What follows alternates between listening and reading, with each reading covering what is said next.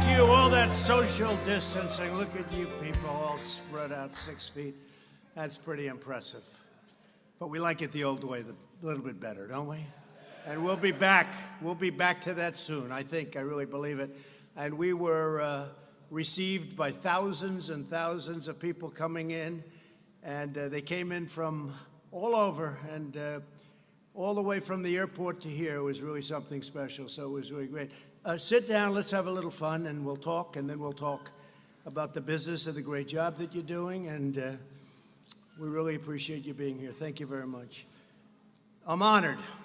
In the heart of the Lehigh Valley, now, just so you know, I have a brother who is a great brother, passed away a long time ago, Fred, and he went to Lehigh University. I've been up here many times, actually, and I gave a commencement address years ago at Lehigh University. It's a great school. But whenever I think of this area, I think about my brother. But I really am honored to be with the extraordinary workers of Allentown, Pennsylvania. Every day you prove that American workers are truly the best in the world, and that's what they are. And we're showing that now. We're starting to make more and more product in the United States. I was with some of your representatives, associates they call themselves. I don't know. I assume if they're associates, you're all making the same money. I hope so. They call themselves associates. Sounds nice, right? More and more I see that. But it's good, and they're good, and they're doing a great job, frankly. But they're talking about so much of the product now is made in the USA, whereas in the past it wasn't. It wasn't. But they were talking about 90%, 80 to 90% is made of what you distribute is now made in the USA, and that's taken a long while for us to get it. I started that right from the beginning. It's probably one of the major reasons that I'm here. It's called America First. We want America first. We love the world. We want America first. Today we're announcing a groundbreaking initiative to replenish and modernize our strategic national stockpile. The cupboards were bare. You've heard me say it a lot. When we came into this administration, those cupboards were bare. I've come to this major medical supply distribution hub because the workers here at Owens Minor have a critical role in this national effort, and it's a critical role that you fulfilled incredibly well, or I wouldn't be here. I would have found someplace else. And thank you for those beautiful hats. I appreciate it. Thank you. Thank you very much. From the moment this terrible virus reached our shores, each of you has worked relentlessly to get the vital supplies to our healthcare warriors. And they are warriors, aren't they, when you see them going into those hospitals and they're putting the stuff that you deliver, but they're wrapping themselves and the doors are opening and they're going through the doors and they're not even ready to go through those doors. They probably shouldn't. But they can't get there fast enough, and they're running into death just like soldiers run into bullets. In a true sense. I see that with the doctors and the nurses and so many of the people that go into those hospitals. It's incredible to see. It's a beautiful thing to see, but I really call them warriors. We're all warriors. Everyone in our country is a warrior. We have to be, because of what happened, and it should have never happened. It should have been stopped at the source. But each of you has worked relentlessly to get those supplies to our healthcare warriors, and all across the hospitals, and specifically for this plant in New York, New Jersey, and Pennsylvania. As you know, the pandemic has inflicted profound hardship, especially in the areas that you serve. Within one heartbeat, America grieves for every life and every family, all of those that have been lost, and all over the world. 186 as of this morning, 186 countries. What a horrible shame. And we thank God for the courage of those on the front lines. And you make it possible for them.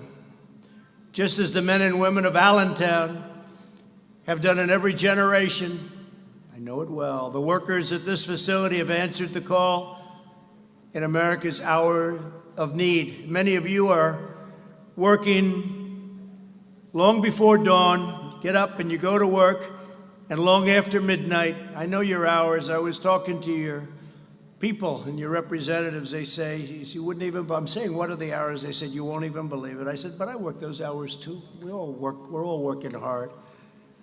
You're driving forklifts, staging pallets, packing, picking, loading, and shipping all sorts of things all over these primarily 3 states. Since February, you have deployed an amazing 1.75 million N95 respirators, and you make them now yourselves. 3.4 million gowns, 80 million gloves, and much more. And on behalf of our nation, I want to thank you because you're making America proud. We really do. We thank you very much. Thank you all. Thank you.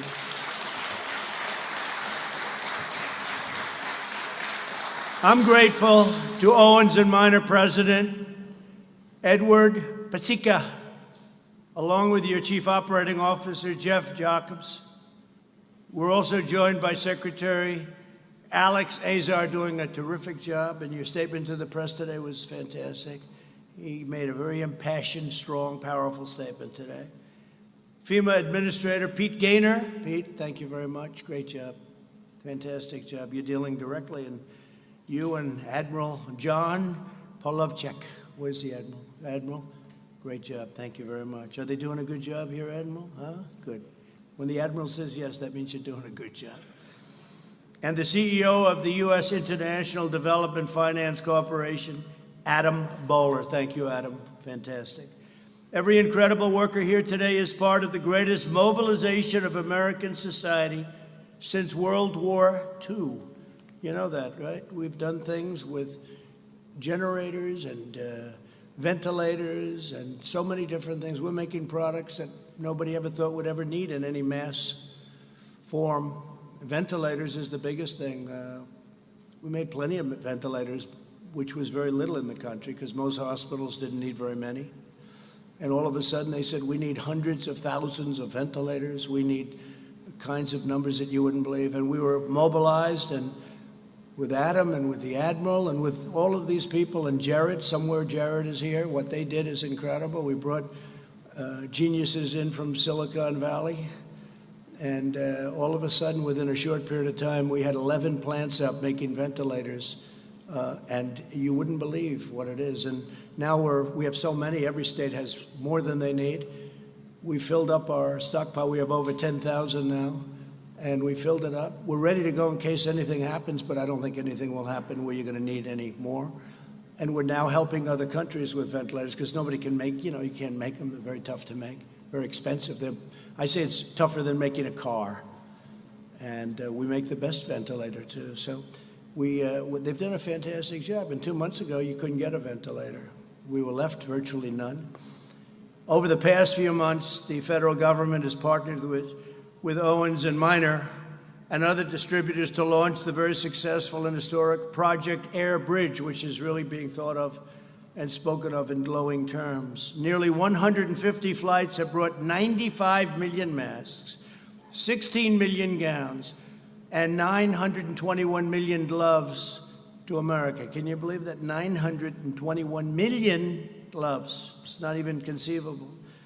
Guided by our team, workers like you distributed over 1 billion pieces of protective gear to places in need. A truly remarkable accomplishment. After meeting the immediate demand, we'll be transforming and transitioning from Project Air Bridge to Sea Lift, where we're using big ships, giant ships. It's less expensive, and they can carry a lot more. And we don't need the speed anymore because we're very stocked up.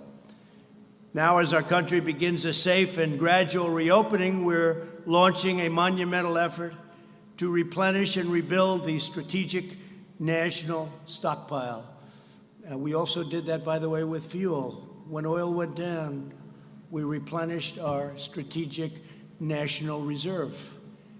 And we got it for a great price. Would you believe what went on with fuel? But now it's starting to go back, and we're saving our energy industry, because people didn't need too much gasoline when there were no cars on the road.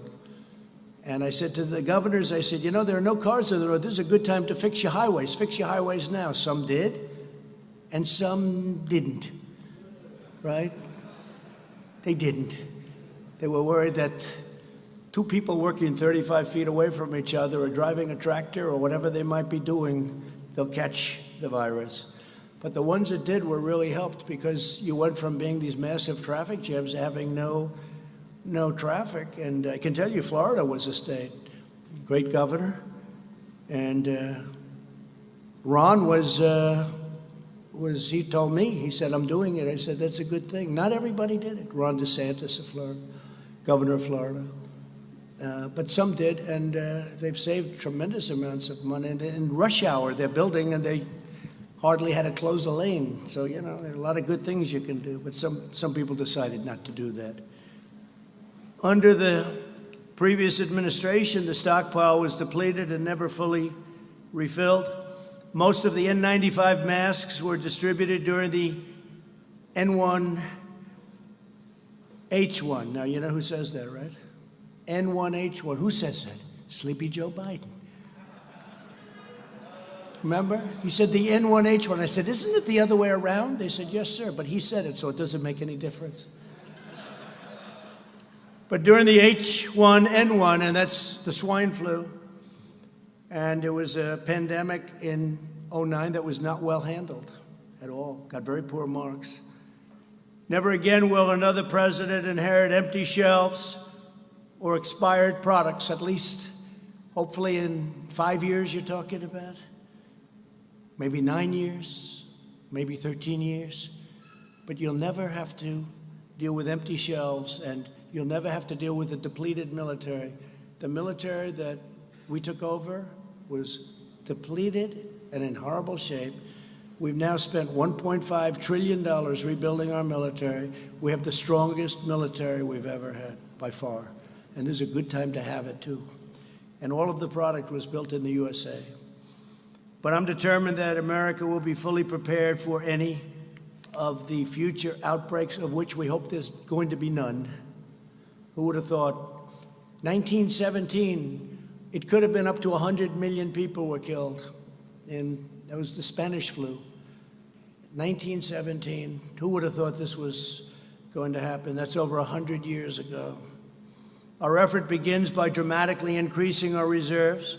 Instead of 1 to 3 weeks worth of supplies, which we had less than that, the U.S. government will now stockpile 3 whole months, much of it made in the USA. My administration has already awarded contracts for approximately 200,000 ventilators, which we're building ourselves. And now that we're restocking, all of those great things are happening with ventilators. My administration has also ordered 800 million N95 respirators and face masks. Face masks also we're making here. Last week I was at Honeywell, great company, high-tech company, and they're making masks. And they're making face masks. They're making a lot of different things that 3 months ago they never even thought about. They've geared up. It's incredible what some of the companies have been able to do. You've seen that, what Honeywell has done, an incredible job they've done. But many of them are manufactured by Owens and Minor. Many of the things that we're doing and delivering happily to places that were not able to get it, done by Owens and Minor. Thanks to a major investment in Del Rio, Texas, your company plans to produce an astounding 20 million N95 masks per month. That's more than you do here. I don't know. You're going to take that? I don't think so.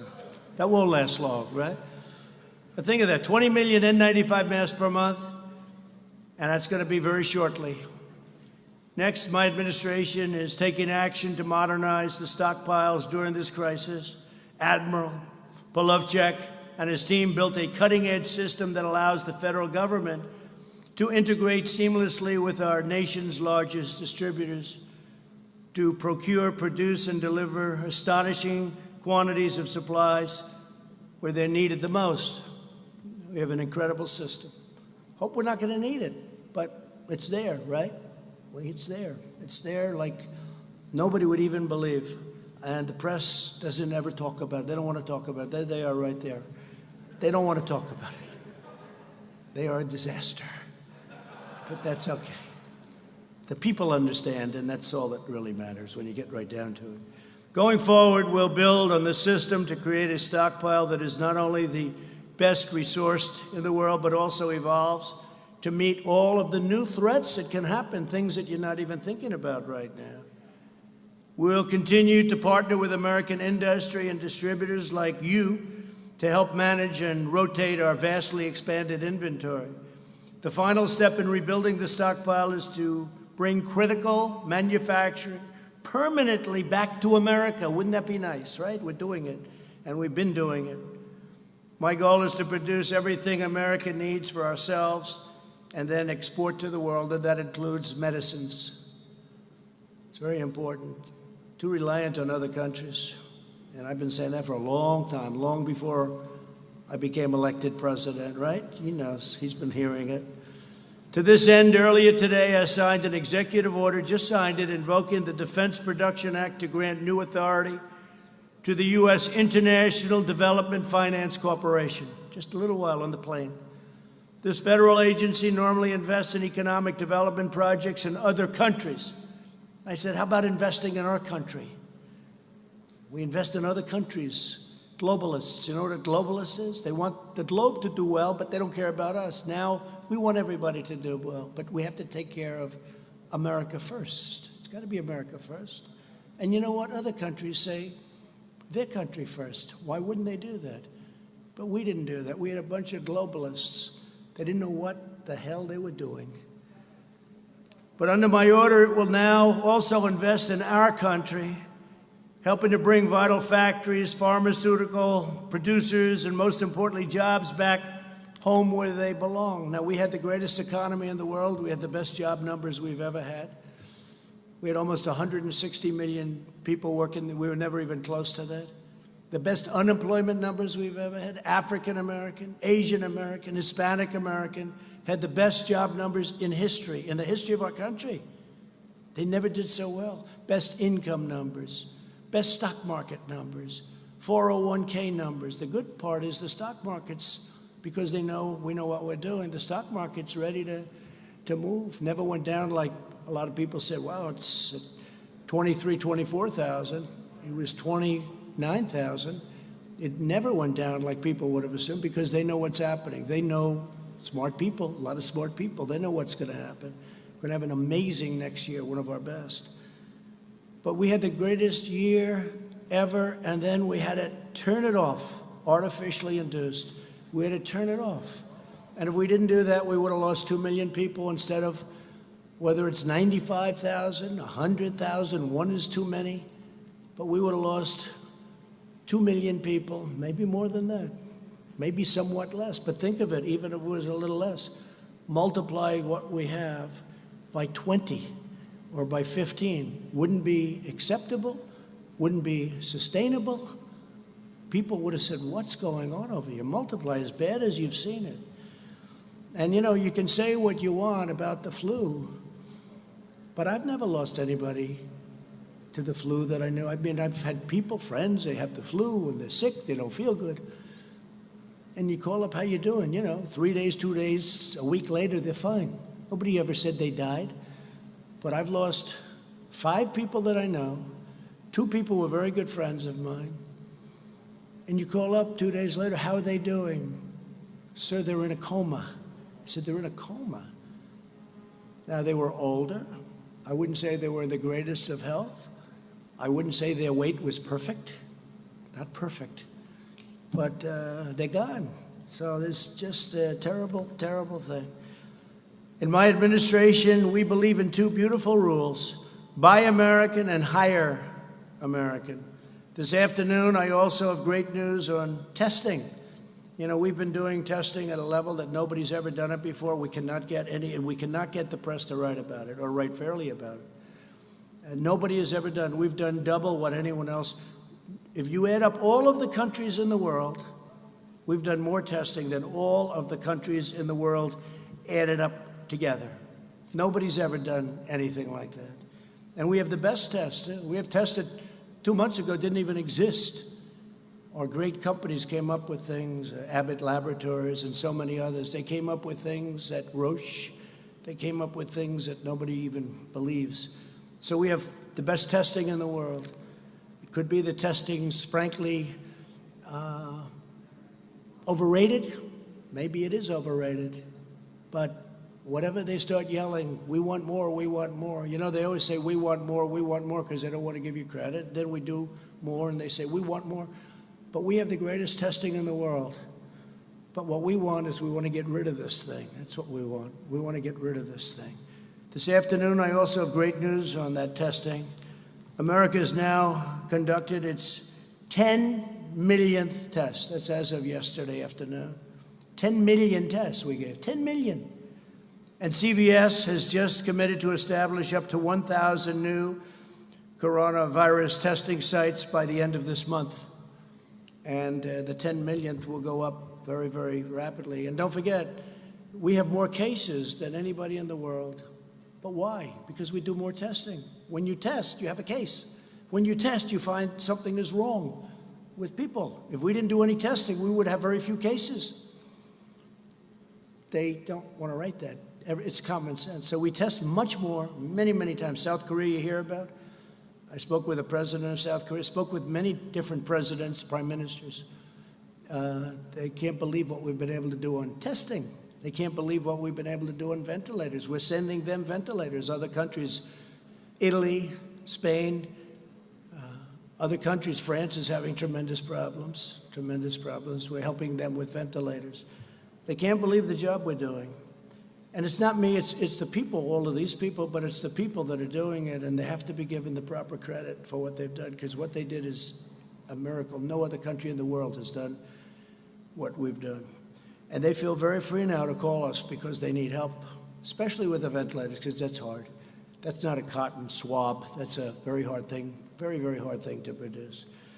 Joining us today are a few of the workers who have kept our hospitals supplied through this crisis and take part in a great, great rebuilding that's going forward. I say it's the transition to greatness. The transition is the third quarter.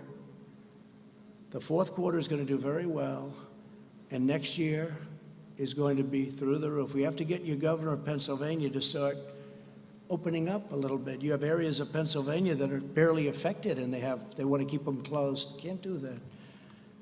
Dennis DiCarlo is a Marine Corps veteran who served our country in the Gulf War and Somalia.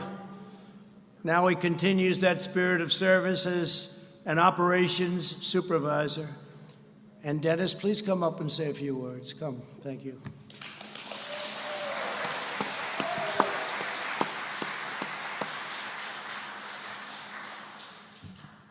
Thanks, Dennis. Thank you, Mr. President. I want to first start by saying thank you to all my teammates out there. We've had a lot of blood, sweat, and tears, and I want to say thank you to you guys. You guys are the ones who did this, so thank you. I know we're in a crisis situation with our country, and people have asked me how it's changed. For us, it's almost with little modifications. It's day-to-day business for us as dealing with the medical supplies. But I feel the one emphasis is on the seriousness. Whenever you're dealing with the medical field, it's a serious thing, but it's exponentially grown with what we're dealing with now. And if we make a mistake, it's amplified. So, yeah. I think you've done a fantastic job. They all like you. Do you like him? Huh? Fantastic. Thank you. Hey, Dennis, thank you. Good job. Good man. Give him a hand. Come on. I could see they like you, Dennis. They were told to be very low-key. When you walked up, they said, "We don't care. We're clapping for Dennis." Thank you. I saw what went on there. Eric Yost is a distribution teammate who's now in his 26th year with Owens Minor. And he says he has never been prouder of your work right here in Allentown. We love Allentown. I love Allentown. Eric, please come up.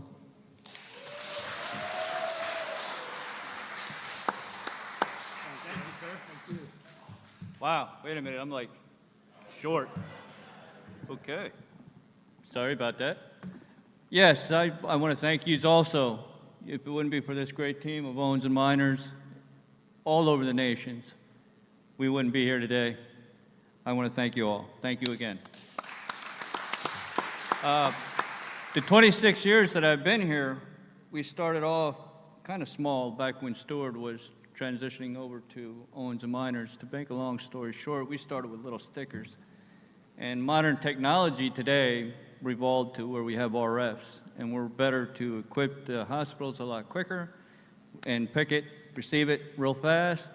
And then when this coronavirus came into place, we had to really react, and we did a great job on that. I mean, think about all them numbers that the president threw out there. I mean, that's a phenomenal job. We brought it into these buildings. We got it in, we got it out, we got it to the hospitals that were in dire need of all this. And my hat definitely goes off to all you guys. Thank you very, very much. Thank you, President. Thank you. Great honor. That's great.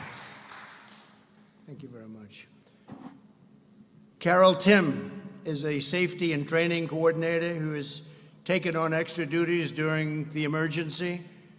Carol, please come up. Thank you, Carol.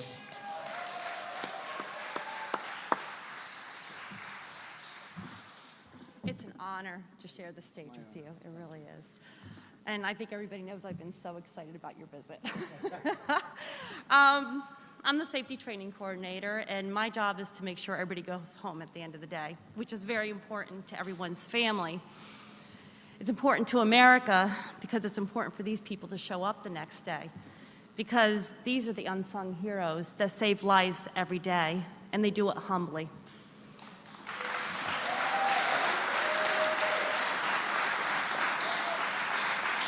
Mr. President, I wish you could have been here when we get the order to start transporting the masks and the gowns and everything that needs to go out to these hospitals. When that order came in, teammates from all different shifts just stopped without hesitation, and they flowed like magic in this facility. It was amazing to be able to see that, and they did phenomenal.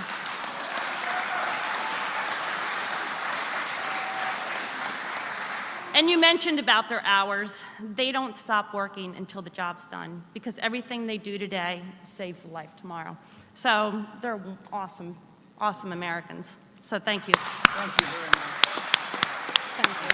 Great job. Thank you, Carol. Great job, too. And you're really blessed in this state with some tremendous congressmen who have really worked hard, been really incredible teammates. Sean Parnell is going to be fantastic, too. I hope that all works out. But he's an outstanding person. But they really work very hard. And I can say that some don't and some do. The state, you have a lot of hard workers, so you're very well represented. But I want to thank you all, because for generations, American greatness was made, forged, and won in places like Bethlehem and Easton. It's the home of Larry Holmes, right? Larry Holmes. Is he still in Easton? Oh, good. Well, say hello. He was some fighter, huh? He used to talk about Easton. That's great. Say hello to Larry. And Allentown, your ancestors in this region are the patriots who mined the coal, loaded the rail cars, and poured the steel that built our biggest cities and raised our tallest towers. I built some of them. This is the place, this is where it starts. In the 20th century, Pennsylvania workers helped put America on top of the world. Now we're reclaiming our heritage as a nation of manufacturers. You saw how good those numbers were, going up, up, up. We're going to have an interruption, but you watch what happens starting in the fourth quarter, probably starting in the third quarter a little bit, the transition quarter. But we're going to be bigger and better than ever. We've learned a lot. We've also learned not to rely on others so much. Let's do it ourselves. Let's build it ourselves. Let's make it ourselves. But you're going to be a nation of manufacturers, and Pennsylvania workers will once again, you're going to lead the way. With your help, we will vanquish the virus. We're going to vanquish the plague. I call it the plague because that's what it is. We'll get our nation back to work, and we will build our glorious future with American hands and American grit and American pride. You have heart. I want to thank you to everyone at Owens and Minor. I want to thank you for this great area of the world. As I told you, I think of Fred, my brother Fred. God bless you and God bless America. Thank you very much. Thank you. Thank you.